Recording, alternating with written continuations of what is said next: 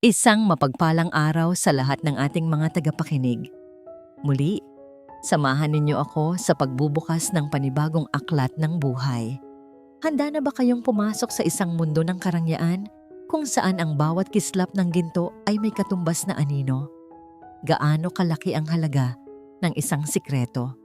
Paano kung ang kasalanan ng nakaraan na matagal mo nang ibinaon sa limot ay magbalik para maningil? At ang kabayaran ay ang kaligayahan ng mga pinakamamahal mo sa buhay. Halina't pakinggan natin ang unang kabanata ng kwentong ito. Nanginginig ang mga kamay ni Daquila Monterojo habang hawak ang isang piraso ng papel. Hindi ito isang business contract na nagkakahalaga ng bilyones. Hindi rin ito isang legal na dokumento na magpapatibay sa kanyang imperyo. Isa lamang itong drawing, guhit ng kanyang 6 na taong gulang na anak, si Bituin. Sa unang tingin, mukha itong ordinaryong gawa ng isang bata. Isang malaking bahay na may 2 bintana at isang pinto. Ngunit sa halip na masayang araw at mga bulaklak sa paligid, ang buong bahay ay nilalamon ng galit na kulay kahel at pula. Makapal na itim na usok ang pumapailan lang mula sa bubong. At sa loob ng mga bintana, may 2 maliliit na stick figure. Ang kanilang mga bibig ay nakanganga sa isang sigaw na hindi marinig. Isang malamig na kaba ang gumapang sa dibdib ni Daquila. Kanina lang, ang lahat ay perpekto. Pag-uwi niya mula sa isang maghapong sunod-sunod na board meetings, katahimikan ang sumalubong sa kanya sa malawak na pasilyo ng mansyon. Ang amoy ng mamahaling kahoy at abanayad na air freshener ay pamilyar, ngunit laging may kasamang distansya. Ito ang tahanan niya, ngunit pakiramdam niya ay isa lamang siyang bisita. Dahan-dahan siyang umakyat sa engrandeng hagdanan at habang papalapit sa silid ng kanyang kambal, isang mahinang himig ang kanyang narinig. Isang oyayi, isang pamilyar na awit na nagpapaalala sa kanya ng mga gabing dapat sana ay siya ang nagpapatulog sa mga anak niya. Sumilip siya sa bahagyang nakabukas na pinto. Doon, sa ilalim ng malamlam na ilaw ng lampshade, nakaupo si Kalila sa gilid ng kama.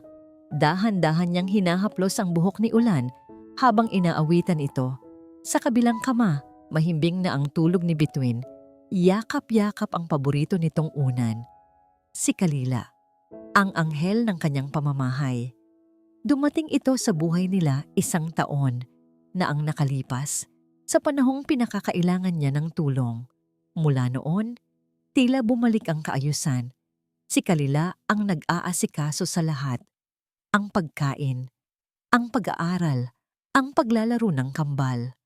Higit sa lahat, naibigay niya ang atensyon at pagmamahal na hindi kayang ibigay ni Daquila dahil sa kanyang trabaho. Para kay Daquila, si Kalila ay isang biyaya. Isang perpektong yaya na may ngiting laging nagdudulot ng kapanatagan. Isinara niyang muli ang pinto, maingat na hindi makalikha ng ingay, at tumuloy sa kanyang home office. Umupo siya sa kanyang malaking leather na upuan at tiningnan ang nagbiblink na ilaw sa kanyang telepono. 32 missed calls, 50 bagong emails. Binuksan niya ang kanyang laptop at tiningnan ang kanyang schedule para sa susunod na linggo. Hong Kong, Singapore, New York. Mga meetings, mga deal, mga numero. Walang nakasulat na playtime with Bituin and Ulan. Walang read bedtime stories. Isang pamilyar na kirot ng pagkakasala ang muling tumusok sa kanyang puso. Para kanino niya ba ginagawa ang lahat ng ito? Para sa kanila. Sasabihin niya sa sarili. Para sa kinabukasan nila.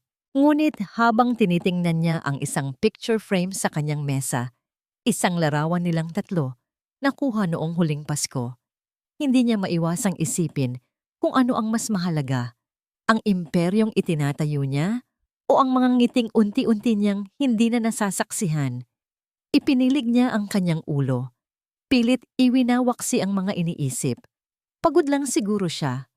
Ilang oras ang lumipas.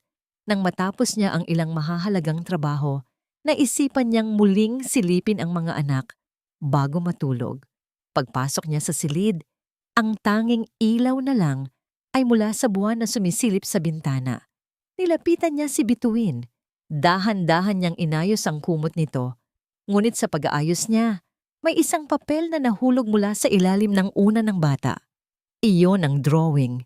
Habang nakatitig siya sa nakakabahalang imahe, isang mahinang ungol ang kumawala sa bibig ni Bituin.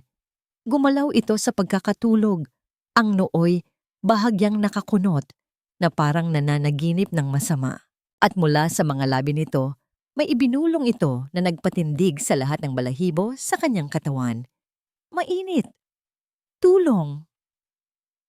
Napaurong si Dakila. Ang papel ay nayupi sa kanyang pagkakahawak. Ang puso niya'y kumakarera. Anong ibig sabihin nito? Isang masamang panaginip lang ba? Tiningnan niya ang mahimbing na si Kalila na natutulog sa isang maliit na sofa sa sulok ng kwarto, handang magising anumang oras para sa mga bata. Napakapayapa ng itsura nito.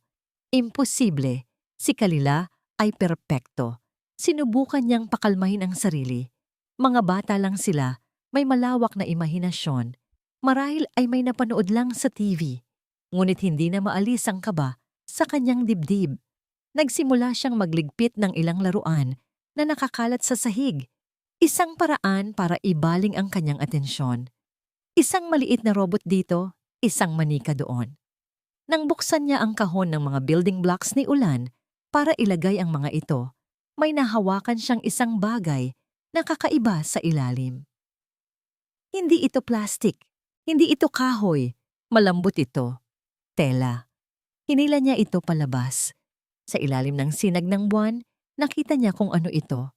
Isang maliit na piraso ng tela, parang bahagi ng isang damit. Ngunit ang mga gilid nito ay sunog, maitim at magaspang, at nang ilapit niya ito sa kanyang ilong, may naamoy siyang pamilyar ngunit matagal nang hindi naaamoy. Amoy ng lumang usok. Kinabukasan sikat ng araw ang gumising sa mansyon ng mga Monteroho. Ang mga anino ng nagdaang gabi ay pinalitan ng ginintuang liwanag na tumatagos sa matataas na bintanang salamin. Sa malawak na hardin, ang halakhak ng kambal na sina Bituin at Ulan ay parang musikang pumupuno sa hangin. 10. Handa na kayo o hindi, hahanapin ko na kayo. Ang boses ni Kalila ay matamis at puno ng sigla. Nakasandal siya sa isang puno ng mangga. Ang kanyang mga mata ay nakapikit habang nagbibilang. Nakangiti siya. Isang ngiting kayang magpaliwanag sa kahit sinong makakita na siya ay masaya, na ang mundo niya ay umiikot sa dalawang batang ito. Nang imulat niya ang kanyang mga mata, ang nangiti ay naroon pa rin, ngunit ang kanyang paningin ay nagbago. Hindi na ito malambing. Ito'y naging matalas, kalkulado, parang isang mangangasong sinusuri ang kanyang paligid bago simulan ang pagtugis. Ulan, Bituin, nasaan na kaya ang mga alaga ko? Tanong niya sa hangin. Ang boses ay parang isang tauhan sa fairy tale. Naglakad siya ng dahan-dahan sa malambot na damuhan. Ang bawat hakbang ay magaan. Ang bawat galaw ay puno ng grasya. Siya ang perpektong yaya na naglalaro kasama ang kanyang mga minamahal na bata. Ngunit sa loob ng kanyang isipan, ibang-iba ang mga salitang tumatakbo. Magtago kayo. Magtago kayong mabuti. Dahil sa mundong ito, kapag hindi ka marunong magtago, lalamunin ka ng mga halimaw na nagaanyong tao. Nakita niya ang bahagyang paggalaw sa likod ng isang malaking paso ng halaman. Ang maliit na sapatos ni Ulan. Ngumiti siya ng mas matamis. Dahan-dahan siyang lumapit, na parang isang pusang papalapit sa kanyang biktima. Wala sila dito? Sabi niya ng malakas, sapat para marinig ng batang nagtatago. Pagkatapos, sa isang mabilis na kilos, sumilip siya sa likod ng paso. Huli ka! Napasigaw sa tuwa si Ulan at niyakap siya. Ang galing mo, Yaya Kay. Niyakap siya ni Kalila pabalik. Ang yakap ay mahigpit, ngunit ang init na inaasahan ng isang bata ay hindi lubos na naroon. May kakaibang lamig. Siyempre, Kahit saan ka magtago, mahahanap kita. Bumitaw siya at kinindatan ng bata. Sige na, tulungan mo akong hanapin si Bituin. Habang magkahawak kamay silang naglalakad, ang isip ni Kalila ay lumipad sa ibang lugar. Sa isang panahong, ang paglalaro ng taguan ay puno ng totoong tawanan at hindi ng pagkukunwari. Naaalala mo pa ba, kuya? Noong nagtatago tayo sa likod ng mga sako ng kopra sa bodega ni Itay? Ikaw ang laging taya, pero hinahayaan mo akong manalo. Sabi mo, para hindi ako umiyak. Isang imahe ang biglang sumulpot sa kanyang alaala. Isang tawag sa telepono. Hating gabi, ang garalgal na boses sa kabilang linya. Ang mga salitang hindi niya maintindihan noong una. Sunog, pabrika, Monte Rojo. Kuya mo, wala na. Pagkatapos ay ang sarili niyang sigaw. Isang sigaw na tila pumunit sa kanyang lalamunan at sa kanyang kaluluwa hanggang sa wala nang natira, kundi isang nakabibiinging katahimikan at abo. Yaya, tingnan mo. Ang boses ni Ulan ang nagpabalik sa kanya sa kasalukuyan. Itinuturo nito ang isang malaking bush nang gumamela malapit sa pader. Doon, nakatago si Bituin. Ang maliit nitong damit ay bahagyang nakikita. Ngumiti si Kalila. Binitawan niya si Ulan at naglakad nang dahan-dahan palapit kay Bituin. Bawat hakbang ay sinasabayan ng pagtibok ng kanyang pusong puno ng galit. Ito ang pamilya niya. Ang pamilya ng lalaking kumuha sa'yo sa akin. Masaya sila. Tahimik. Habang ako, gabi-gabi, naririnig pa rin ang sigaw mo. Sumilip siya sa likod ng mga halaman. Nakita niya si Bituin, nakatakip ang mga kamay sa muka. Dahan-dahan na siyang yumuko. Ang kanyang muka ay ilang pulgada na lang mula sa tenga ng bata. Ang kanyang ngiti ay hindi nagbago, ngunit ang kanyang hininga ay malamig. Sa isang boses na halos pabulong na hindi maririnig ni Ulan, sinabi niya, kahit anong tago mo, mahahanap at mahahanap ka rin ng halimaw. Walang sino man ang makapagliligtas sa'yo. Nakita niya ang bahagyang panginginig sa balikat ni Bituin. Mabilis niyang pinalitan ang kanyang tono. Huli ka! Sigaw niya ng masaya, sabay kiliti sa tagiliran nito. Napatili sa gulat at tawa si Bituin. Ang takot ay napalitan ng katuwaan. Ganoon kabilis, ganoon kadali, para kay Kalila na paglaruan ang kanilang mga emosyon. Nang gabing iyon, matapos niyang patulugin ang kambal, pumasok si Kalila sa kanyang sariling silid. Ikinandado niya ang pinto. Mula sa ilalim ng kanyang kama, kinuha niya ang isang maliit na kahon na may susi. Binuksan niya ito. Sa loob ay may iisang bagay lang, isang pitakang luma at gasgas na. Mula sa pitaka, kinuha niya ang isang kupas ng litrato, isang binatang nakangiti, ang mga matay nangungusap ng pangarap at pag-asa. Si Malaya, ang kanyang kuya, hinaplos niya ang larawan. Ginawa ko na, kuya. Bulong niya sa katahimikan ng kwarto.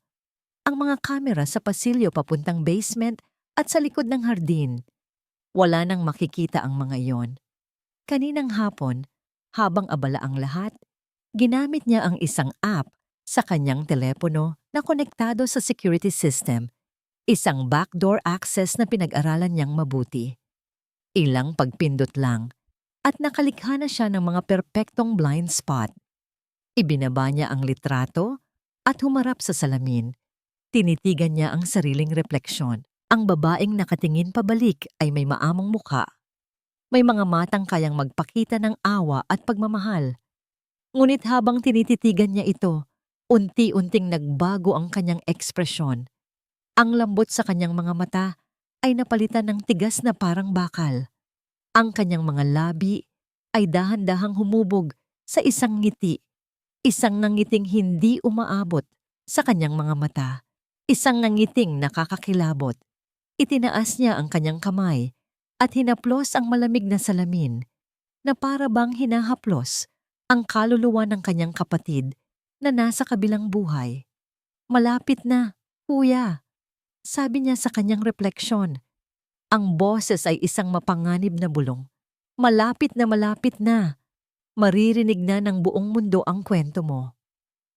Lumipas ang ilang araw, ngunit ang imahe ng sunog na bahay sa drawing ni Bituin at ang amoy ng sunog na tela ay hindi maalis sa isipan ni Dakila. Ang mansyon, na dati simbolo ng kanyang tagumpay, ay tila naging isang malawak na kulungan ng kanyang mga pag-aalala. Ang bawat anino sa pasilyo ay tila may itinatagong lihim. Ang bawat katahimikan ay tila may kasamang hindi marinig na bulong. Ang kambal ay naging kakaiba. Dati masisigla at walang kinatatakutan, ngayon ay ayaw na nilang iwanan ng kanilang silid kapag dumidilim.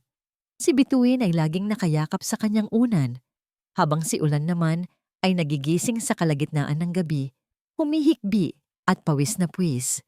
Isang hapon, hindi na natiis ni Dakila. Inabangan niya si Kalila sa sala habang abala ito sa pagtutupi ng mga damit ng mga bata.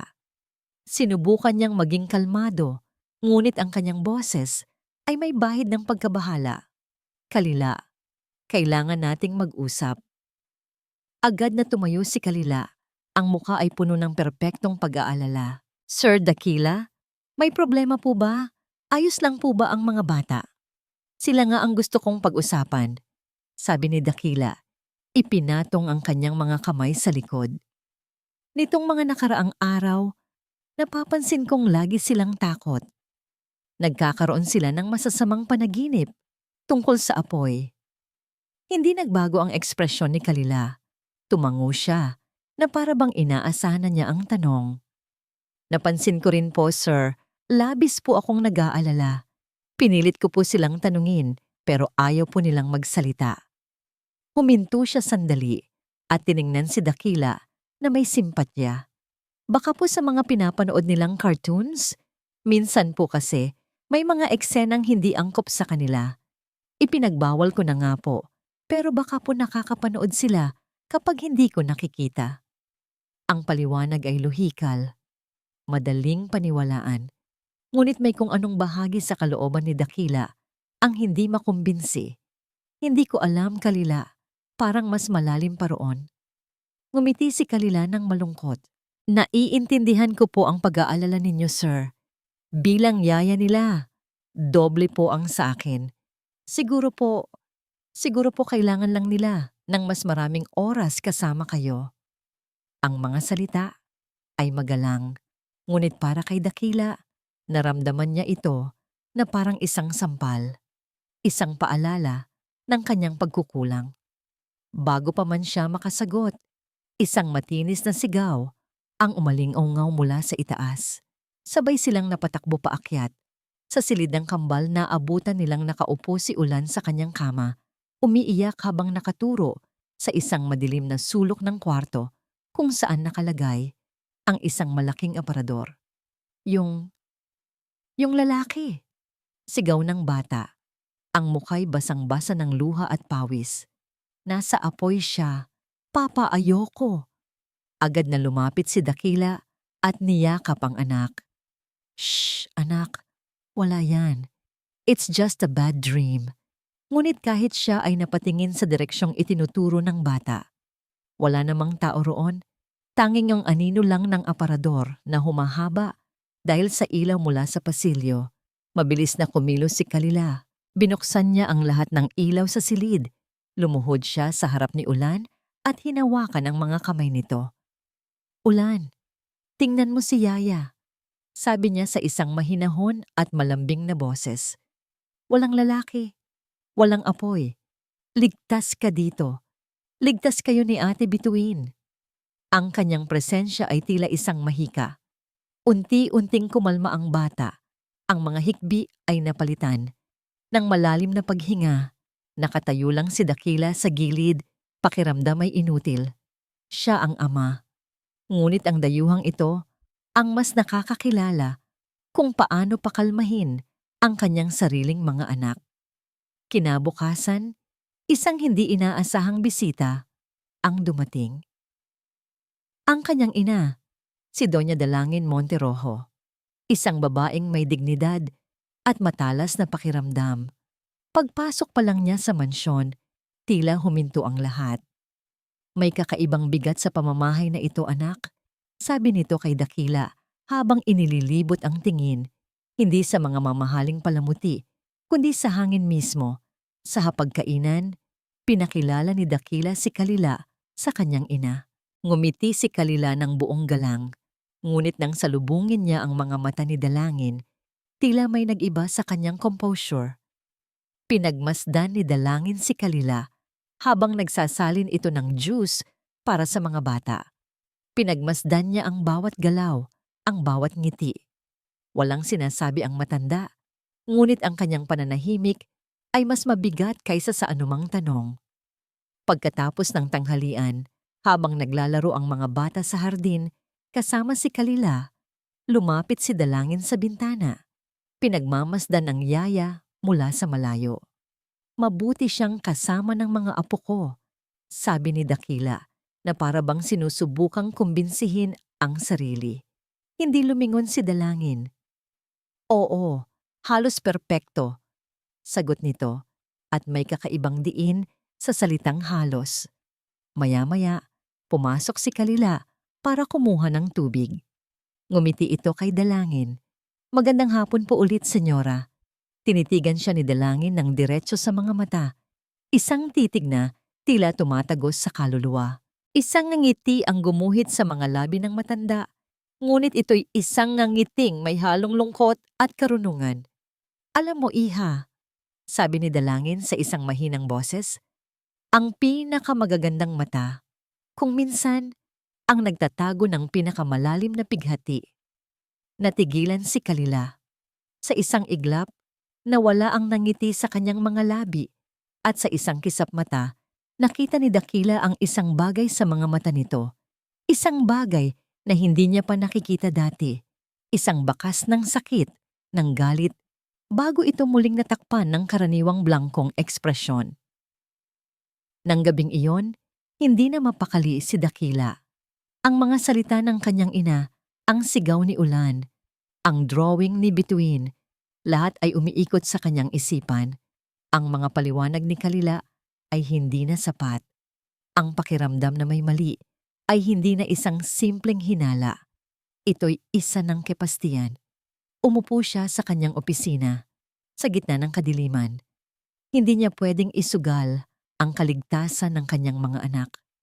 Kailangan niyang malaman ang katotohanan. Binuksan niya ang kanyang laptop. Hindi siya nag-search ng balita o ng stock market. Iba ang kanyang hinanap. Sa search bar, dahan-dahan niyang in-type ang mga salita. Best Private Investigator in Manila. Ang mga sumunod na araw para kay Dakila ay parang paglalakad sa napakanipis na alambre.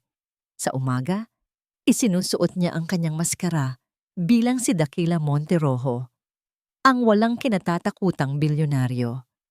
Ngumingiti siya sa mga board meetings, nakikipagkamay sa mga investors at gumagawa ng mga desisyon na nagkakahalaga ng milyon-milyon.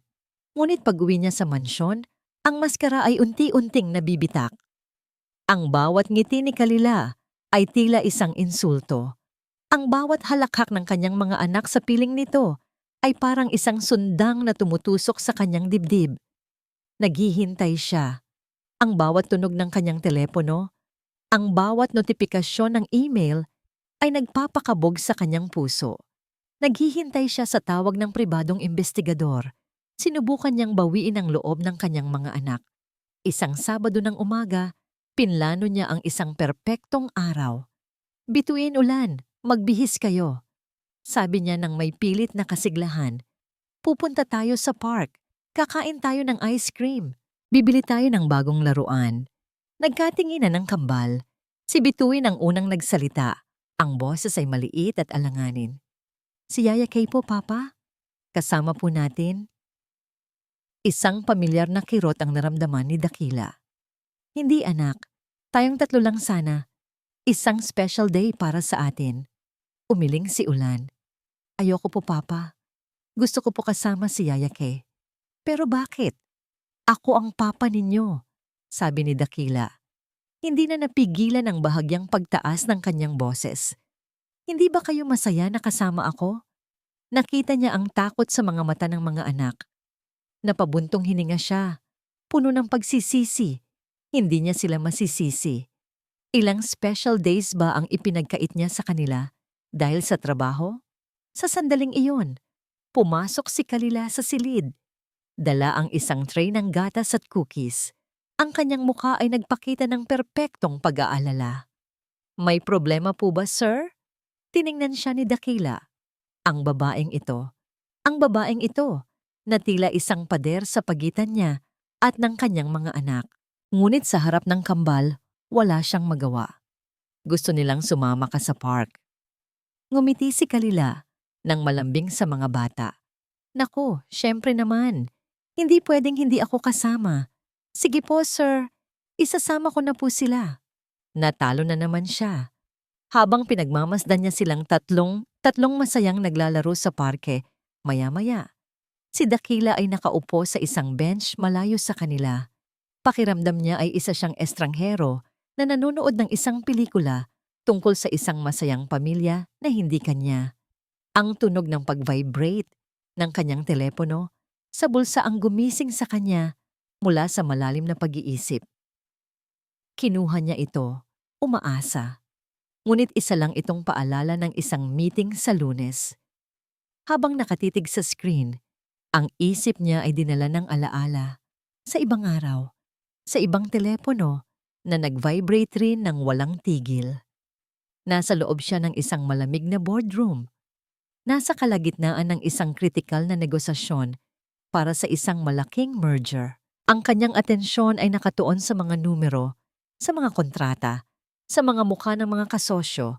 Ang kanyang personal na telepono na naka-silent mode sa ibabaw ng mesa ay umilaw ng paulit-ulit. Pangalan ng factory manager niya ang nasa screen. Ipinagwalang bahala niya ito.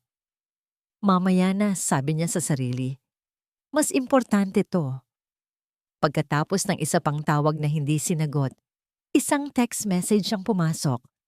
Sir, emergency, sunog sa plant 2, may mga na-trap. Tiningnan niya ang mensahe.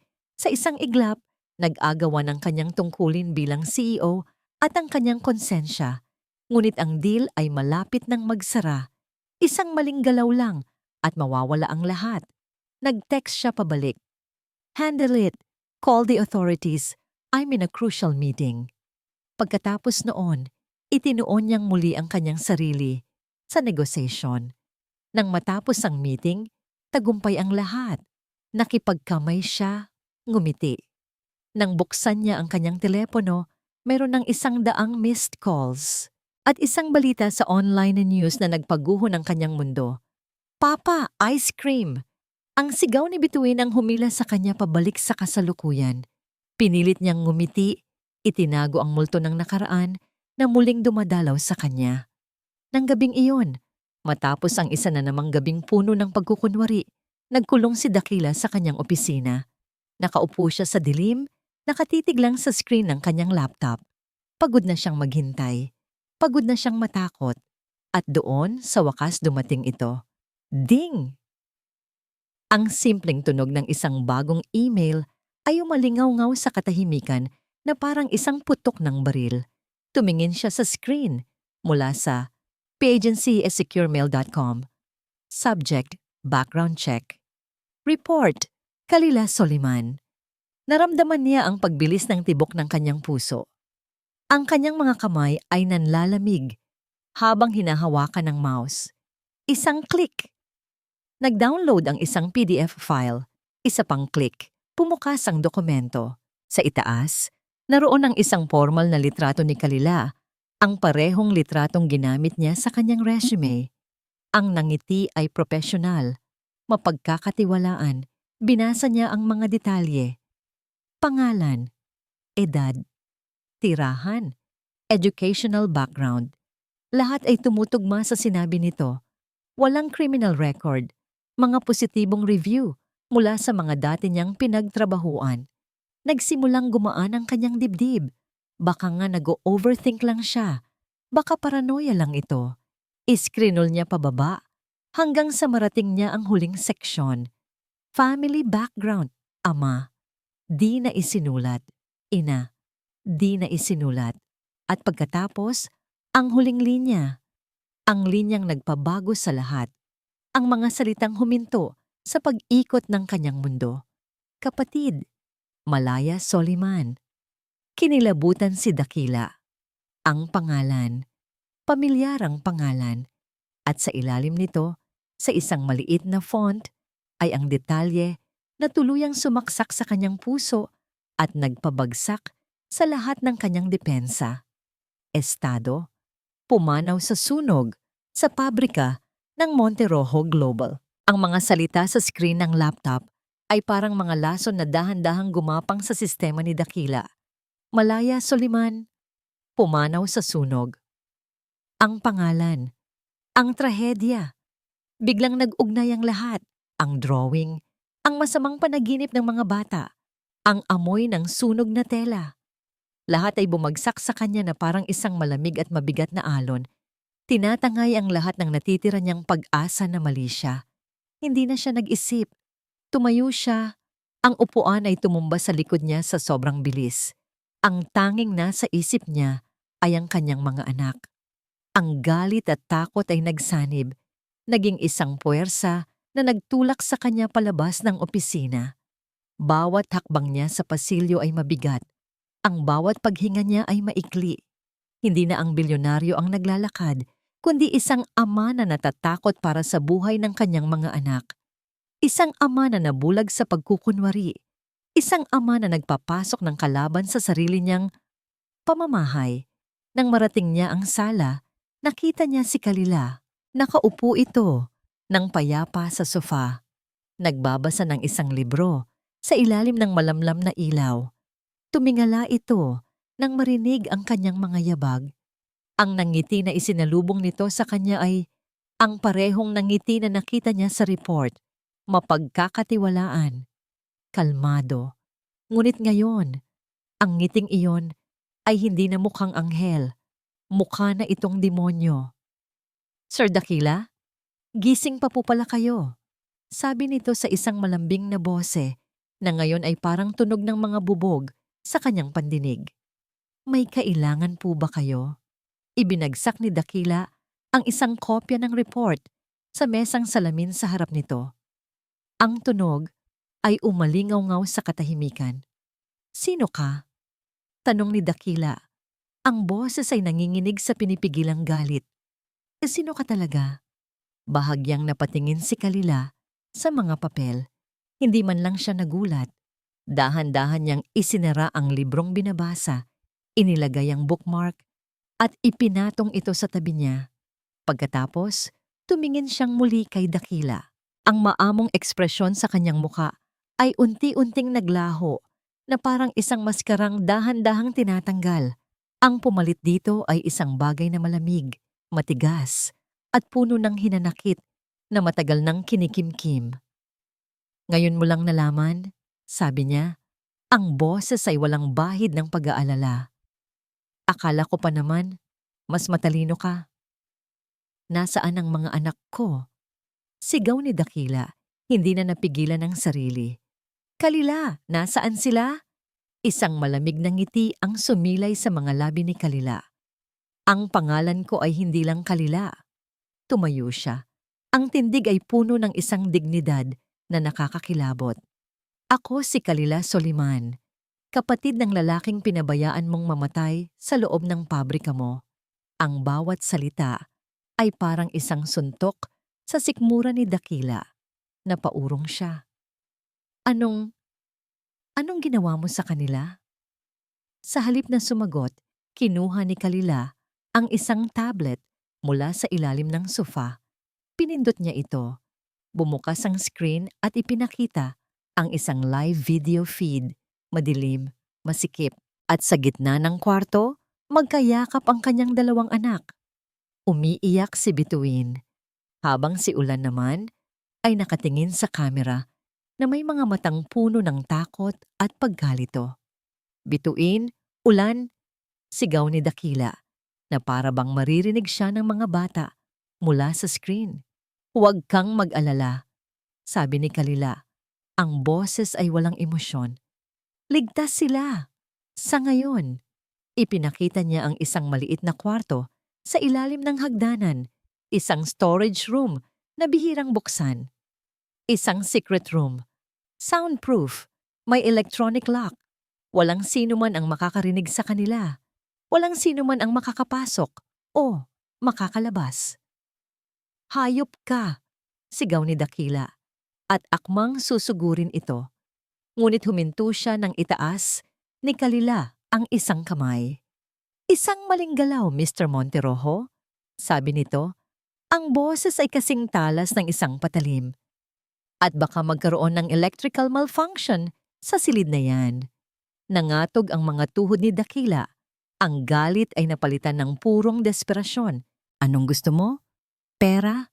Sabihin mo kung magkano. Ibibigay ko ang lahat. Tumawa si Kalila. Isang tawang walang saya. Isang tawang puno ng sakit. Pera? Yan ang solusyon mo sa lahat, hindi ba? Ganyan mo binayaran ang mga inspektor para palampasin ang mga safety violation. Ganyan mo binusalan ang bibig ng mga testigo. Akala mo ba, mababayaran ng pera mo ang buhay ng kapatid ko? Kinuha niya ang isang maliit na USB flash drive mula sa kanyang bulsa at inihagis ito sa sahig sa harap ni Dakila. Hindi lang isang ordinaryong trabahador si Kuya Malaya. Sabi ni Kalila, ang galit ay nagsisimula nang gumuhit sa kanyang boses. Isa siyang inhinyero, isang matapat na inhinyero na natuklasan ang lahat ng kabulukan sa kumpanya mo, ang lahat ng pandaraya. Bago siya namatay, kinokolekta niya ang lahat ng ebidensya.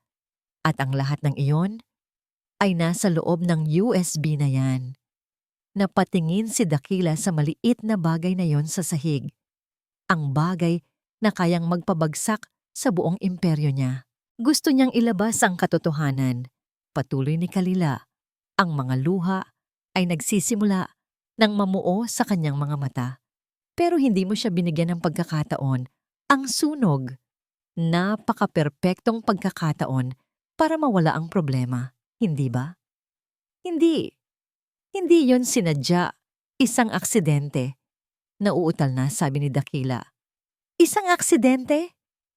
Sumigaw si Kalila. Ang lahat ng pagkukunwari ay tuluyan ng naglaho. Namatay siyang sinusubukang iligtas ang mga kasamahan niya habang ikaw ay nasa isang meeting, nagpapakasasa sa tagumpay mo. Ngayon, mararamdaman mo ang naramdaman ko. Mararamdaman mo kung paano ang mawalan. Tumingin siya ng diretso sa mga mata ni Dakila. Ang sarili niyang mga mata ay nag-aalab sa puot. Mayroon kang 24 na oras, Dakila. Sabi niya, ang bawat salita ay mabagal at malinaw. Magpatawag ka ng isang press conference, live, walang script, at aminin mo ang lahat sa buong mundo. Ang kapabayaan mo, ang pagtatakip mo sa katotohanan, ang pagkamatay ni Malaya Soliman. Kung hindi, ang maliit na silid na yan, ang magiging libingan ng mga anak mo. Ang mga salita ni Kalila ay humampas kay Dakila na parang malakas na pader. Winasak ang lahat ng natitirang lakas sa kanyang katawan. 24 na oras, isang kumpisal sa buong mundo o ang buhay ng kanyang mga anak. Nang makaalis si Kalila, naiwan si Dakila sa gitna ng sala, nakatayo na parang isang estatwa. Ang katahimikan sa mansyon ay nakabibingi, mas malakas pa kaysa sa mga sigaw kanina. Tinitigan niya ang tablet sa mesa. Nakadisplay pa rin dito ang live feed mula sa basement. Sina Bituin at Ulan, magkayakap pa rin sa isang sulok, tila napagod na sa kaiiyak. Ang tanging maririnig na lang ay ang mahinang hikbi ni Bituin. Ang bawat hikbi ay parang isang karayom na tumutusok sa kanyang puso. Sa isang iglap, ang bilyonaryong si Dakila Monterojo ay naglaho. Ang natira ay isang ama. Bagsak ang mga balikat, basag ang puso at lubos na walang magawa. Napaluhod siya sa sahig. Ang mga kamay ay nakasabunot sa sariling buhok. Ang kanyang mundo, na binuo niya mula sa bakal, salamin at pera, ay gumuho sa loob lamang ng ilang minuto.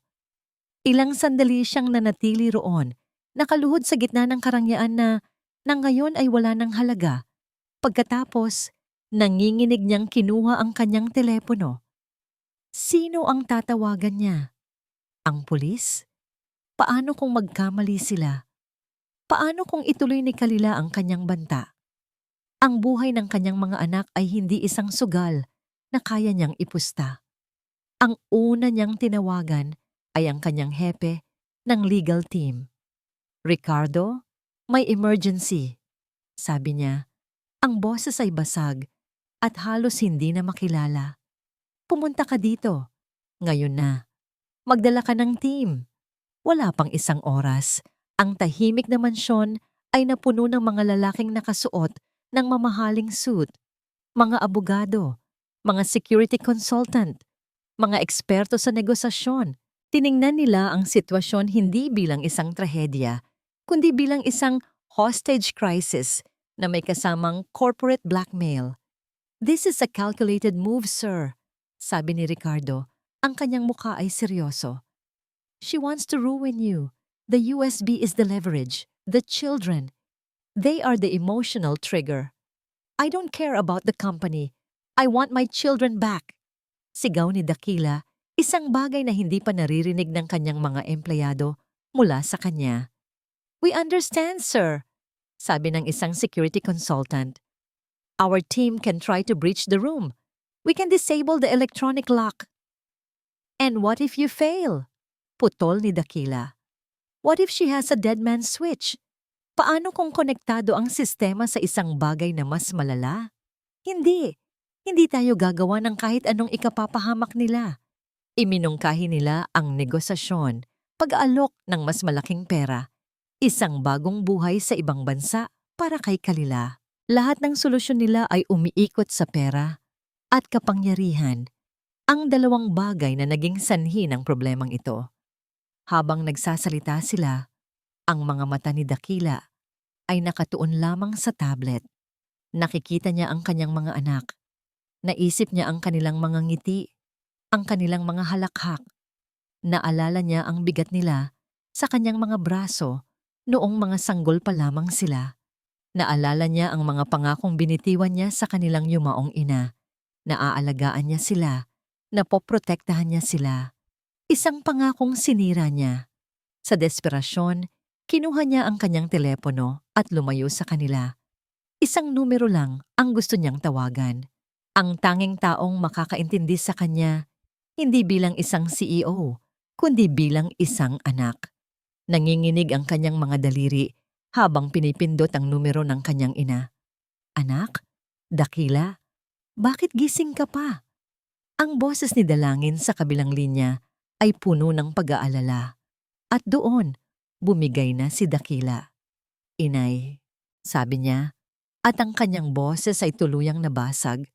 Humikbi siya, isang tunog na puno ng sakit at pagsisisi. "Inay." Ang mga bata, kinuha niya ang mga bata. Ikinuwento niya ang lahat sa kanyang ina, ang tungkol kay Kalila, kay Malaya, ang banta. Hindi siya pinutol ni Dalangin. Nakikinig lang ito. Ang pananahimik nito ay isang malawak na espasyo kung saan ibinuhos ni Dakila ang lahat ng kanyang takot. Nang matapos siya, may ilang sandaling katahimikan. Pagkatapos, nagsalita si Dalangin. Ang boses ay mahinahon, ngunit matatag. "Naalala mo ba noong bata ka, Dakila?" Sabi nito. "Nahulog ka mula sa puno ng bayab. Nabali ang braso mo.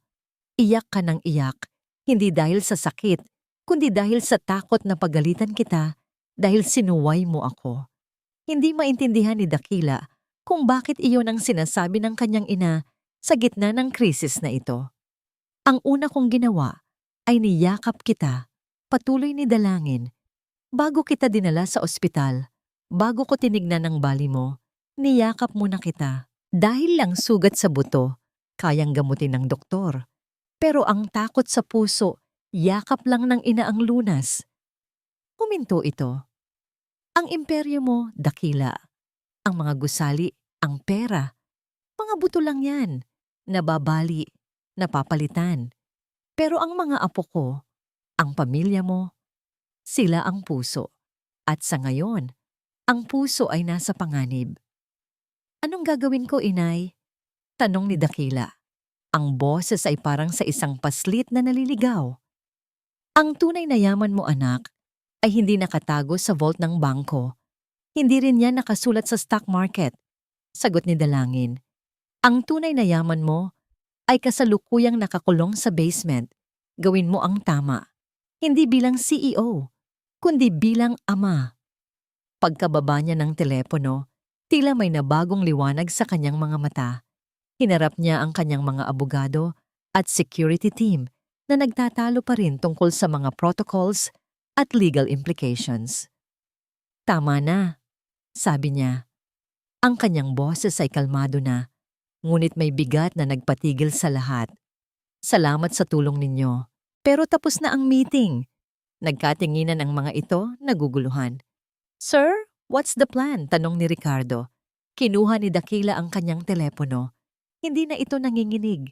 Dahan-dahan siyang nag-scroll sa kanyang contacts, nilampasan ang mga pangalan ng mga bilyonaryo, senador, at mga CEO. Huminto siya sa isang pangalan, si Angela Cruz, ang executive producer ng pinakamalaking news channel sa bansa. Pinindot niya ang call button. Ilang ring lang. Sumagot ito. Ang boses ay gulat. Dakila Monterojo? Angela, sabi ni Dakila. Ang boses ay matatag. Ako nga. Kailangan kong magpatawag ng isang press conference sa lalong madaling panahon. Sige sir. Tungkol saan? An acquisition?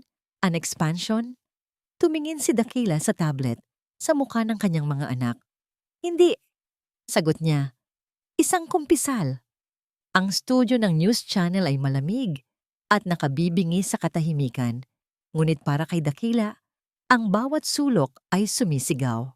Ang mga ilaw na nakatutok sa kanya ay tila mas nakakasilaw kaysa sa dati. Ang mga kamera ay parang mga matang mapanghusga, naghihintay na hubaran siya ng lahat ng kanyang dignidad.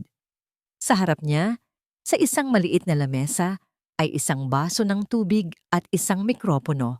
Walang script, walang teleprompter. Tanging ang katotohanan na matagal niyang ibinaon. Isang staff ang nag-abot ng huling senyas. We are live in 5, 4, 3. Tumingin si Dakila ng diretso sa gitnang kamera.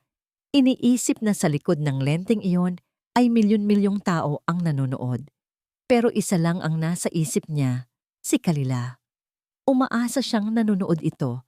Umaasa siya ang tutuparin nito ang pangako. Magandang gabi. Ang boses niya ay bahagyang nanginginig sa simula, ngunit unti-unti itong tumatag.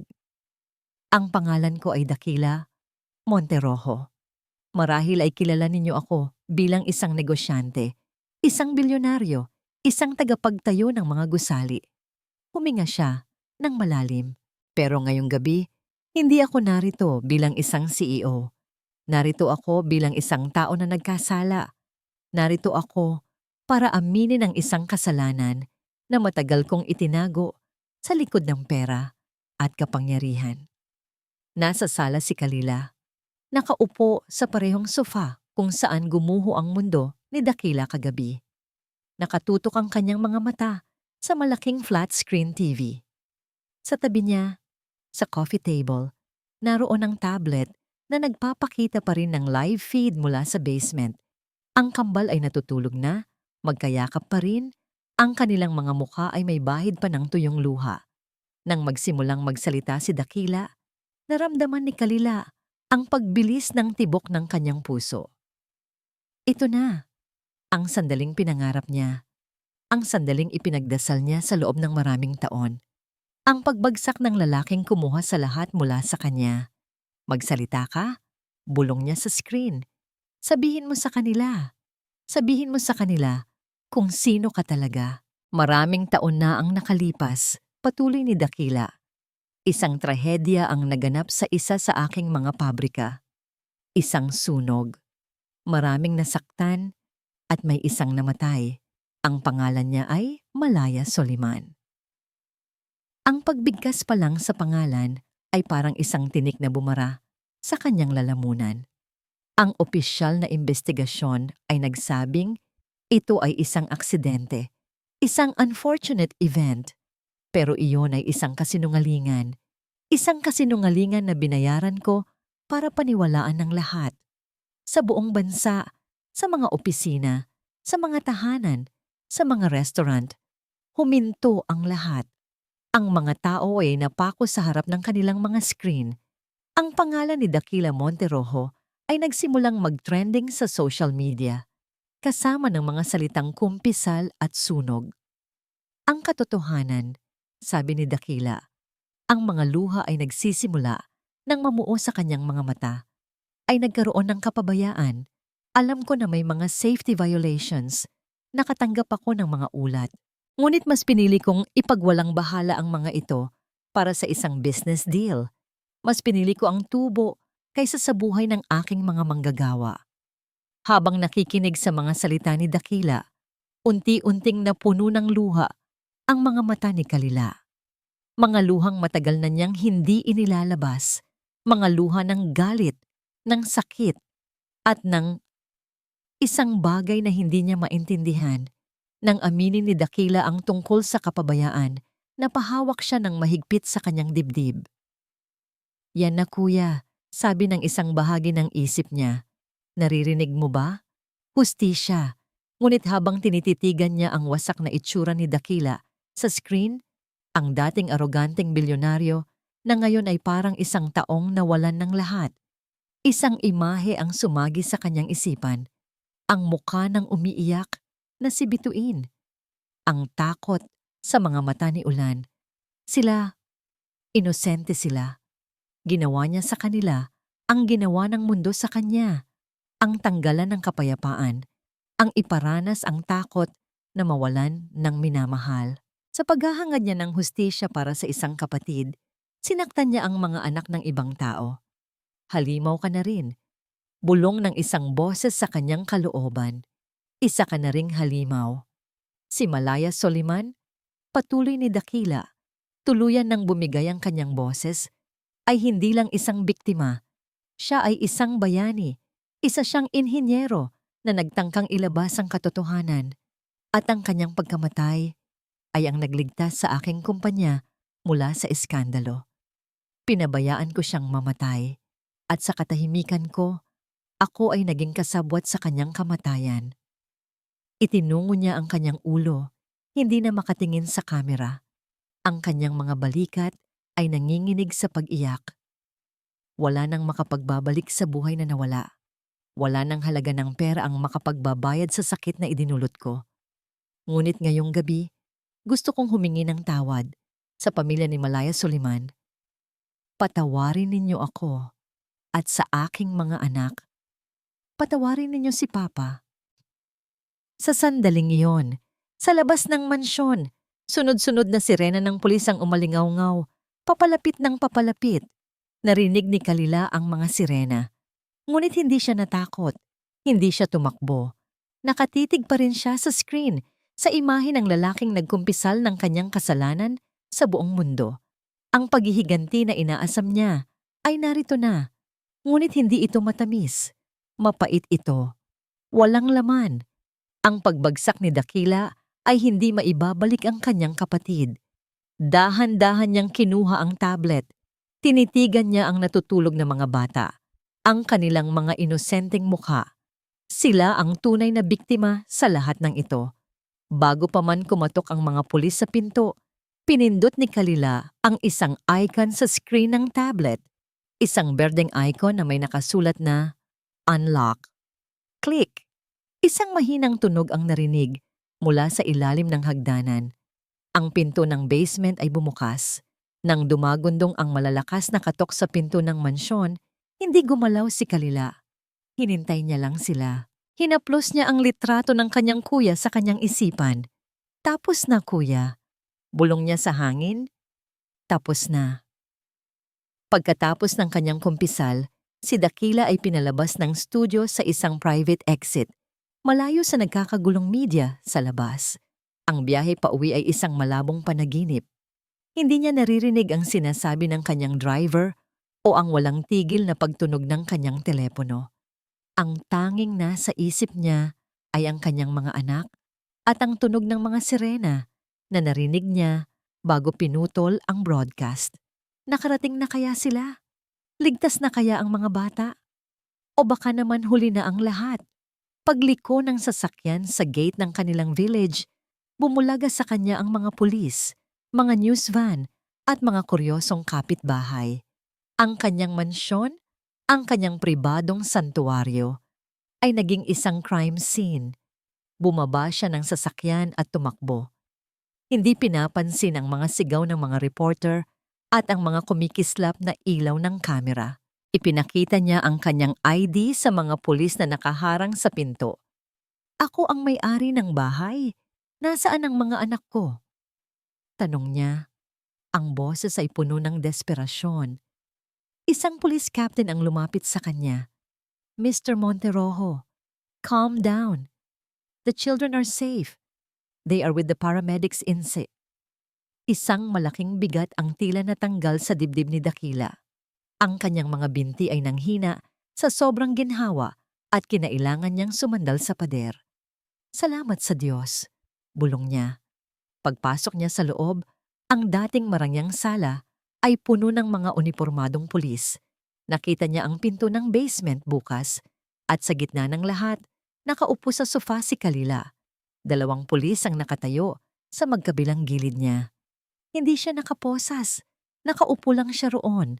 Ang mga kamay ay nasa ibabaw ng kanyang mga hita. Ang tingin ay blanko, nakatuon sa kawalan. Hindi siya tiningnan ni Dakila.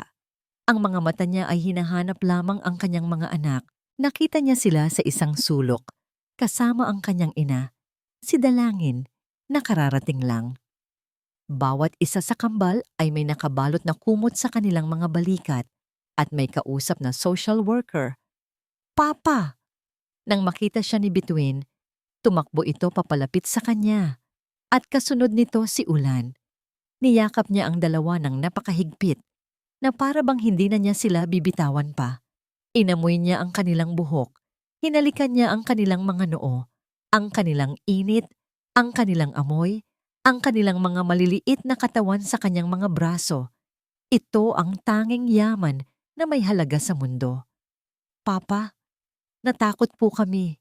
Hikbi ni Ulan sa kanyang dibdib. I'm here now. Shh, Papa's here. Hindi na ako aalis, sabi ni Dakila, habang hinahaplos ang kanilang mga likod. Ang mga luha na hindi niya nailabas sa harap ng kamera ay malaya nang dumaloy sa kanyang mga pisngi. Nang iangat niya ang kanyang tingin, nakita niya ang kanyang ina na nakatingin sa kanya. Walang galit sa mga mata nito, tanging pag-unawa at isang pait na pagmamahal. Tumango si Dalangin sa kanya, isang tango na nagsasabing, "Ginawa mo ang tama, anak." Pagkatapos ng ilang minuto, inilabas na ng mga pulis si Kalila. Habang naglalakad sila sa gitna ng sala, ang kanilang mga landas ni Dakila ay nag-cruise. Huminto si Kalila.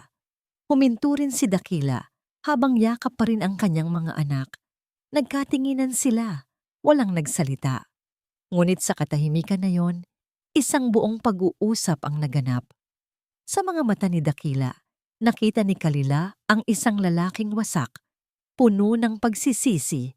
Hindi na ang aroganteng bilyonaryo, kundi isang ama na handang isuko ang lahat.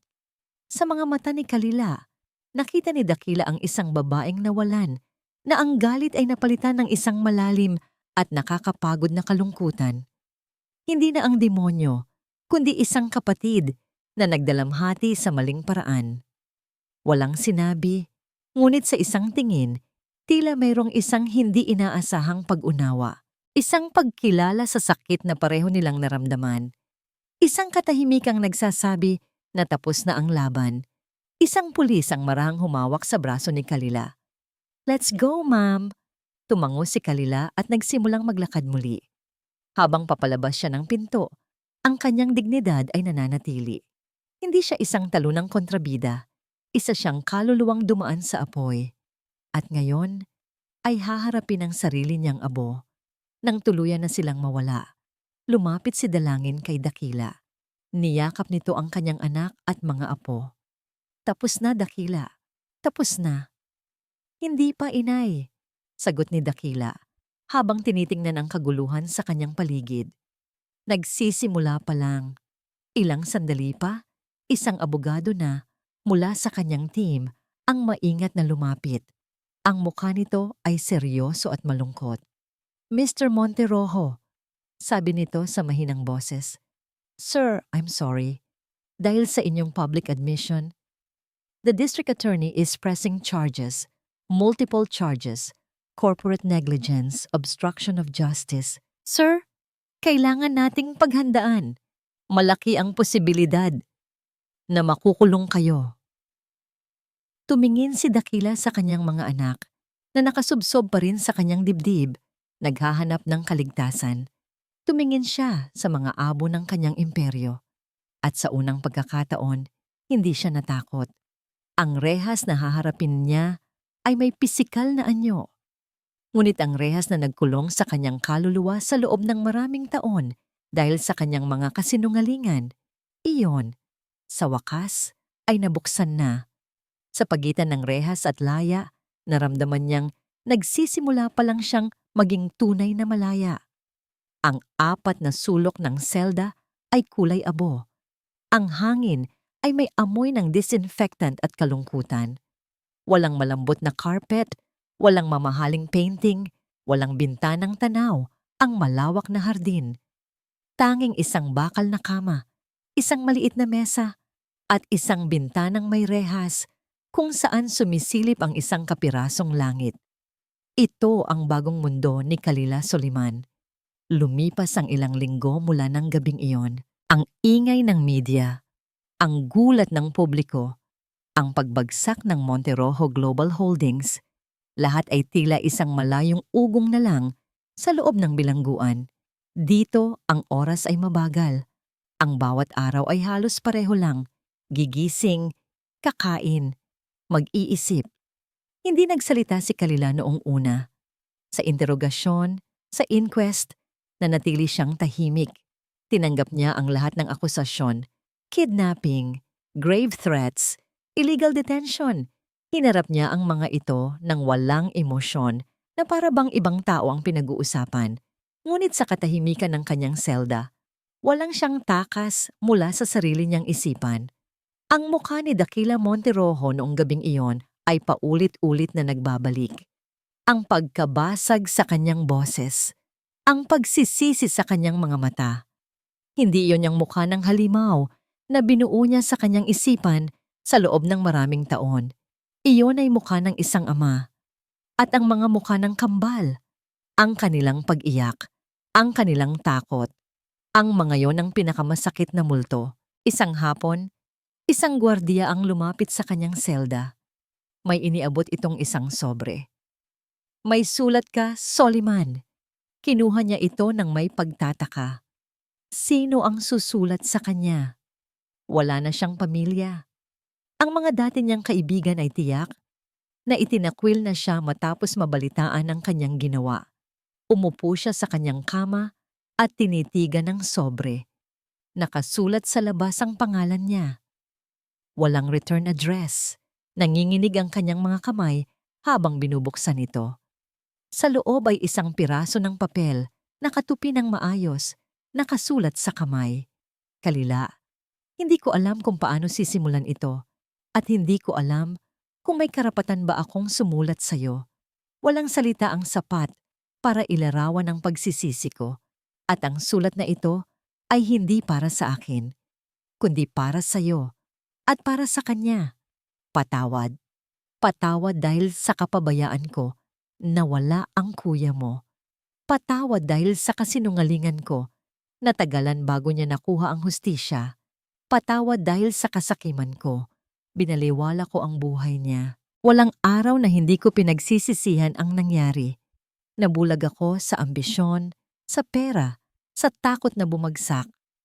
At sa proseso, ako mismo ang naging sanhi ng pagbagsak ng lahat, kasama na ang sarili ko. Hindi ko hinihiling ang kapatawaran mo.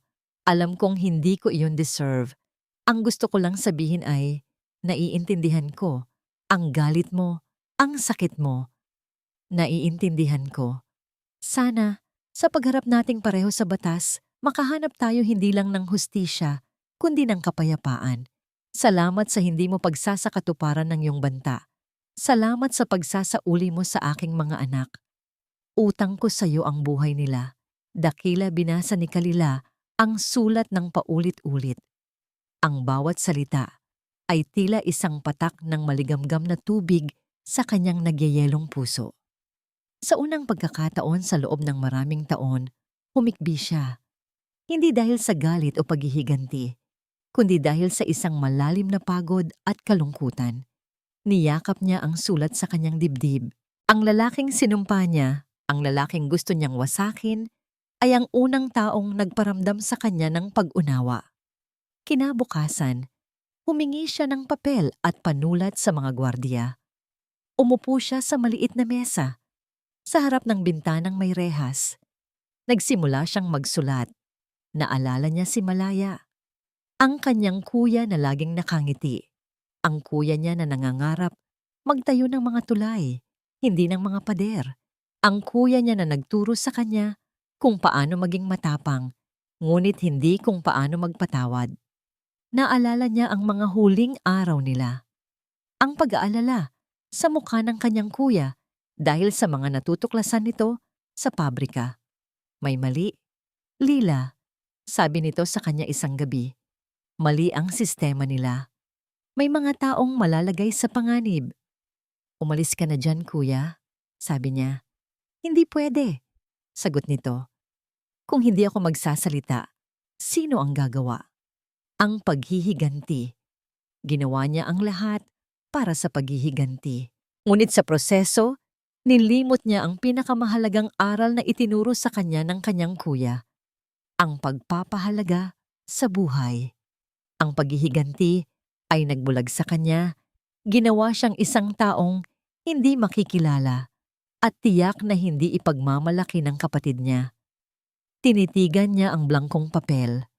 Nagsimula siyang magsulat ng kanyang sariling kumpisal, hindi para sa korte, kundi para sa kanyang sarili.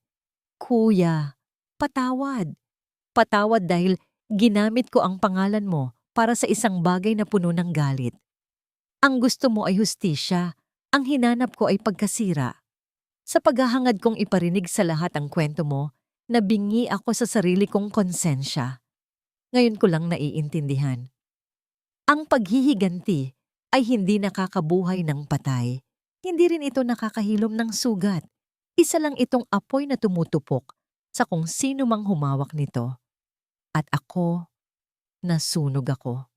Sana, nasaan ka man, mapatawad mo ako. Isinara niya ang kanyang mga mata. Sa unang pagkakataon, naramdaman niya ang isang uri ng kapayapaan. Tinitigan niya ang liham na isusulat niya pabalik kay Dakila. Nagsimula siyang muli. Mr. Monterojo, natanggap ko ang iyong sulat. Walang madaling paraan para sabihin ito, pero itinigil niya ang pagsusulat. Ano nga ba ang sasabihin niya? Na pinapatawad na niya ito? Hindi. Hindi pa ganun kadali. Binura niya ang kanyang sinulat at nagsimula ulit. Ang hustisya para sa kapatid ko ay naibigay na. Ngayon, panahon na para harapin ko ang hustisya para sa mga kasalanan ko. Iyon lang. Simple. Pero sapat na. 6 na buwan ang lumipas. Ang pangalan ni Dakila Monterojo ay hindi na laman ng mga balita. Ang eskandalo ay napalitan na ng mga panibagong headline. Ang dating kinang ng kanyang apelido ay unti-unti nang naglalaho na para bang isang bituin na nawalan ng liwanag. Ang mansyon sa Paraiso Verde ay naibenta na. Ang mga sports car ay naisangla. Ang karamihan sa kanyang yaman ay napunta sa mga settlement para sa mga biktima ng sunog at sa napakaraming kaso na isinampa laban sa kanyang kumpanya. Ang Monterroso Global Holdings ay tuluyan ng bumagsak. Ngayon, si Dakila at ang kanyang mga anak ay nakatira sa lumang bahay ng kanyang ina. Isang bahay na mas maliit, mas simple, ngunit mas puno ng init at pagmamahal kaysa sa malamig na mansyon na dati nilang tinitirhan. Ang bilyonaryong si Dakila Monterroso ay wala na. Ang natira ay si Papa Daki, isang lalaking naghahatid at sumusundo sa kanyang mga anak mula sa eskwelahan. Isang lalaking natututong magluto ng sinangag at pritong itlog para sa almusal. Isang lalaking may mas maraming oras kaysa pera. Isang hapon, sa isang pampublikong parke, itinutulak ni Dakila ang duyan kung saan nakasakay si Bituin. Si Ulan naman ay abala sa pagpapalipad ng saranggula. Ang halakhak ng mga bata ay ang tanging musikang mahalaga para kay Dakila ngayon. "Mas mataas pa, Papa! Mas mataas pa!" sigaw ni Bituin. Ngumiti si Dakila. "Okay, Captain. Hold on tight." Itinulak niya ito ng mas malakas at ang tawa ng kanyang anak ay sumabay sa ihip ng hangin. Sa mga unang linggo matapos ang insidente, naging mahirap ang lahat. Ang kambal ay may trauma. Natatakot sila sa dilim, sa mga nakasarang pinto. Sa tulong ng therapy at ng walang sawang pasensya at pagmamahal ni Dakila at Dalangin, unti-unti silang bumabalik sa dati. Ang mga bangungot ay unti-unting napapalitan ng masasayang panaginip. Ang relasyon ni Dakila sa kanila ay nagbago. Hindi na siya ang amang laging wala. Ang amang nagbibigay ng laruan bilang kapalit ng kanyang oras. Ngayon, siya ang nagbabasa sa kanila ng kwento bago matulog. Siya ang tumutulong sa kanilang homework. Siya ang naglalagay ng band-aid sa kanilang mga sugat. Sa pagkawala ng kanyang imperyo, natagpuan niya ang kanyang tunay na kaharian sa mga yakap ng kanyang mga anak. Isang araw, dumating ang isang sulat sa koreo. Mula ito sa abogado ni Kalila. Sa loob ay ang maikling sagot na isinulat nito. "Ang hustisya para sa kapatid ko ay naibigay na. Ngayon, panahon na para harapin ko ang hustisya para sa mga kasalanan ko." Binasa ni Dakila ang mga salita nang walang galit o paghuhusga. Tanging isang malalim na lungkot. Itinupin niya ang sulat at itinago ito sa isang kahon kasama ng liham na natanggap niya. Kinabukasan, may ginawa siyang isang mahalagang desisyon. Gamit ang natitirang bahagi ng kanyang personal na yaman, nagtayo siya ng isang foundation. Isang maliit, non-profit na organisasyon na naglalayong tulungan ang mga pamilya ng mga manggagawang nasasawi o nasasaktan sa mga workplace accidents. Pinangalanan niya itong Malaya Soliman Foundation. Isang umaga, dinala ni Dakila ang mga bata sa sementeryo. Ito ang unang pagkakataon na pupunta siya roon. Huminto sila sa harap ng isang simpleng puntod. Walang engrandeng lapida, tanging isang marmol na pleke kung saan nakaukit ang isang pangalan. Malaya Soliman. Isang mabuting kapatid at isang matapang na kaluluwa. Lumuhod si Dakila sa harap ng puntod. Hindi siya nagsalita. Wala siyang karapatang magsalita. Inilapag lang niya ang isang buke ng puting bulaklak. "Sino po siya, Papa?" tanong ni Bituin na nakahawak sa kanyang kamay. Tumingin si Dakila sa kanyang anak. "He was a very brave man, anak. A hero." "Bakit po tayo nandito?" tanong naman ni Ulan. "Para magpasalamat," sagot ni Dakila. "At para hindi natin siya makalimutan." Sa sandaling iyon, ang kanyang telepono ay tumunog. Isang tawag mula sa kanyang abogado. "Dakila," sabi ng boses sa kabilang linya. "May balita na ako. Ang final hearing, it has been set for next week." Napatigil si Dakila. Ang kinabukasan na sinusubukan niyang huwag isipin ay narito na. Ang mga kasong isinampa laban sa kanya. Ang posibilidad na mawalay siya sa kanyang mga anak. Ang takot ay muling gumapang sa kanyang dibdib. Anong, anong sa tingin mo ang mangyayari? Tanong niya. Ang boses ay naging mahina. Hindi ko masabi, Dakila. Ang kumpisal mo ay nakatulong sa kaso ni Kalila. Naging mas magaan ang sentensya niya dahil sa emotional distress. Pero para sa'yo, your public confession is also a public admission of guilt. Maging handa ka sa kahit ano. Pagkababa ng telepono, tinitigan ni Dakila ang puntod ni Malaya. Pagkatapos ay tiningnan niya ang kanyang mga anak na walang kamalay-malay na naglalaro sa damuhan malapit sa kanya. Kahit ano. Handa na ba siya? Kinuha niya ang mga kamay ng kanyang kambal. Tara na mga anak, uwi na tayo. Habang naglalakad sila palayo, hindi na siya lumingon. Ang hinaharap ay hindi sigurado. Maaaring sa susunod na linggo, isa na siyang bilanggo. Ngunit sa sandaling iyon, habang hawak ang mga kamay ng kanyang mga anak, habang tinatanaw ang papalubog na araw, naramdaman niya ang isang kapayapaan na hindi kayang bilhin ng kahit anong yaman. Natagpuan na niya ang kanyang tunay na yaman at ngayon, kailangan niyang lumaban para dito. Ang courtroom ay solemne at tahimik. Ang tanging maririnig ay ang paminsan-minsang pag-ubo at ang kaluskos ng mga papel. Nakaupo si Dakila sa hanay ng mga akusado, suot ang isang simpleng barong na tila maluwag na sa kanyang katawan. Sa likod niya, sa upuan ng mga manonood ay ang kanyang ina, si Dalangin, na mahigpit ang hawak sa rosaryo. Ilang linggo nang tumatakbo ang paglilitis, mga testigo, mga ebidensya, mga argumento mula sa magkabilang panig. Sa lahat ng yun, si Dakila ay hindi nagsinungaling. Inamin niya ang lahat, mula sa kapabayaan hanggang sa pagtatakip. Hindi siya nagtago sa likod ng mga teknikalidad ng batas. Ngayon ang araw ng paghatol. All rise. Ang boses ng bailiff ay umalingaw-ngaw sa buong silid. Tumayo ang lahat. Pumasok ang hukom. Isang babaeng may matalas na tingin at seryosong mukha. Umupo ito at ang lahat ay umupo rin. Isang nakabibinging katahimikan ang bumalot sa courtroom. Tumingin si Dakila sa kanyang ina. Ngumiti ito sa kanya.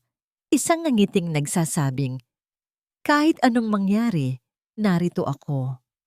Kinuha ng hukom ang isang salansanang papel. Inayos nito ang kanyang salamin at nagsimulang magsalita. After careful deliberation and taking into account all the evidence and testimonies presented in this court, nagsimula ang hukom. Ang boses ay matatag. The court finds the defendant, Mr. Dakila Monterrojo, guilty on all charges. Kahit inaasahan na, ang salitang guilty ay tila isang malakas na suntok sa sikmura ni Dakila. Napapikit siya. Sa isip niya, nakita niya ang mukha ng kanyang mga anak. Paano na sila? Gaano katagal siyang mawawala? Ipinagpatuloy ng hukom ang pagsasalita. Binanggit nito ang bigat ng kanyang mga kasalanan, ang pagwawalang bahala sa buhay, ang paggamit ng kapangyarihan para baluktutin ang katotohanan. Ngunit pagkatapos, nagbago ang tono nito. However, sabi ng hukom na nagpatingala kay Dakila, this court also recognizes several mitigating circumstances. The defendant's full cooperation with the investigation, his voluntary public confession, which was instrumental in bringing the full truth to light, and his subsequent actions to provide restitution to the victims' families through the establishment of the Malaya Soliman Foundation. Tumingin ang hukom ng diretso kay Dakila. Higit sa lahat, kinikilala ng korteng ito na ang nagtulak sa iyong kumpisal ay hindi ang takot sa batas, kundi ang pagmamahal ng isang ama. It is for this reason that the court has decided to grant a degree of leniency. Huminga ng malalim ang hukom. Therefore, for the crimes of corporate negligence and obstruction of justice, this court sentences Mr. Dakila Monterrojo to 5 years of probation, a substantial fine, and 2,000 hours of mandatory community service. Probation. Community service, hindi pagkakakulong. Napatingin si Dakila sa kanyang ina. Nakita niya ang luhang dumaloy sa mga pisngi nito, mga luha ng ginhawa. Hindi niya namalayan, umiiyak na rin pala siya. Paglabas niya ng korte, sinalubong siya ng mga flash ng kamera at sandamakmak na tanong mula sa media. Ngunit ngayon, hindi na siya nagtago. Humarap siya sa kanila, hindi na bilang isang bilyonaryong sinusubukang protektahan ang kanyang imahe, kundi bilang isang ordinaryong taong binigyan ng pangalawang pagkakataon. Wala po akong masasabi, sabi niya sa mahinang boses, kundi salamat. Salamat sa batas at salamat sa Diyos. Hindi siya nakaramdam ng tagumpay, tanging isang malalim at mapagkumbabang pasasalamat. Ilang linggo ang lumipas, ang isang bagong uri ng normalidad ay nagsimula para kay Dakila. Ang kanyang community service ay sa isang public hospital kung saan siya ay naglilinis, nag-aasikaso ng mga papeles at tumutulong sa mga pasyente. Nakita niya ang totoong hirap ng buhay, malayo sa mga boardroom at luxury suites na dati niyang ginagalawan. Isang hapon, pagkatapos ng kanyang serbisyo, sinundo niya ang kanyang mga anak. Dinala niya sila sa lugar na naging paborito nilang pasyalan, ang Dalampasigan. Habang papalubog ang araw, naglalakad silang tatlo sa buhanginan, magkakahawak kamay. Ang langit ay nag-aapoy sa kulay kahel at pula, mga kulay na dati nagpapaalala sa kanya ng isang madilim na bangungot. Ngunit ngayon, ang mga kulay na yon ay simbolo na ng pag-asa. Simbolo ng isang bagong umaga. Umupo sila sa buhangin, pinapanood ang mga alon na humahalik sa dalampasigan. "Papa," biglang sabi ni Ulan, "magkwento po kayo." Ngumiti si Dakila. "Sige, anong kwento ang gusto ninyo?" "Kahit ano po," sabi naman ni Bituin. Habang isinasandal ang ulo sa kanyang balikat, tumingin si Dakila sa malawak na karagatan. Huminga siya ng malalim. Nilalasap ang alat ng hangin. "Sige," sabi niya. "Noong unang panahon, may isang hari. Ang kaharian niya ay gawa sa matataas na gusali at kumikinang na ginto. Akala niya, dahil sa dami ng kanyang yaman, siya na ang pinakamakapangyarihan sa lahat." Nakinig ng mabuti ang kambal. Pero isang araw, isang malakas na bagyo ang dumating. At ang bagyo na yon ang nagpatunay sa kanya na ang kanyang ginto at mga gusali ay walang halaga. Gumuho ang kanyang kaharian. Nawala ang lahat sa kanya. "Ano pong nangyari sa hari, Papa?" tanong ni Bituin. "Nawala ang korona niya," sabi ni Dakila, habang hinahaplos ang buhok ng anak. "Nawala ang kastilyo niya, pero sa pagkawala ng lahat ng yon, may natagpuan siyang isang bagay na mas mahalaga." "Ano po yon?" tanong ni Ulan. Ngumiti si Dakila. Niyakap niya ang kanyang dalawang anak ng mahigpit. Natagpuan niya ang kanyang dalawang munting prinsipe at prinsesa. At doon niya nalaman na ang tunay na kaharian pala ay hindi gawa sa ginto, kundi sa pagmamahal. Niyakap siya pabalik ng kambal. Sa sandaling iyon, sa harap ng papalubog na araw, sa piling ng kanyang mga anak, naramdaman ni Dakila na siya na ang pinakamayamang tao sa buong mundo. Ang kanyang paglalakbay ay hindi pa tapos. Marami pa siyang kailangang ayusin. Marami pa siyang kailangang patunayan. Ngunit sa wakas, natagpuan na niya ang tamang direksyon. Ang paglubog ng araw ay hindi na isang katapusan. Para sa kanya, isa itong pangako. Ang pangako ng isang bagong umaga. At dito nagtatapos ang ating kwento. Isang paglalakbay mula sa kadiliman ng kasalanan patungo sa liwanag ng pagpapatawad at pagbabago. Ang mga pagkakamali ng nakaraan ay hindi nabubura, ngunit maaari itong maging pundasyon para sa isang mas matatag na kinabukasan. Ang tunay na kapangyarihan ay hindi nasusukat sa yaman o katanyagan, kundi sa lakas ng loob na harapin ang katotohanan, aminin ang pagkakasala at piliin ang landas ng pagbabago para sa mga taong minamahal natin. Maraming salamat po sa inyong walang sawang pakikinig at pagsama sa amin sa kwentong ito. Naway may napulot kayong aral at inspirasyon. Ano po ang masasabi ninyo sa ating kwento? At anong uri ng mga kwento pa ang gusto ninyong marinig sa susunod? I-comment nyo lang po sa ibaba. Ang inyong mga salita ay napakahalaga sa amin. Hindi dito nagtatapos ang ating paglalakbay. Marami pa pong kwentong kasing ganda at mas puno ng aral dito sa aming channel. Kung nagustuhan nyo ang kwentong ito, i-like, i-share sa pamilya at mga kaibigan, at mag-subscribe na rin para lagi kayong updated sa mga susunod pa naming kwento. I-click niyo ang notification bell para kayo ang unang makarinig kapag may bago kaming upload. Pagpalain po kayo ng Panginoon, kayo at ang inyong buong pamilya. Hanggang sa muli.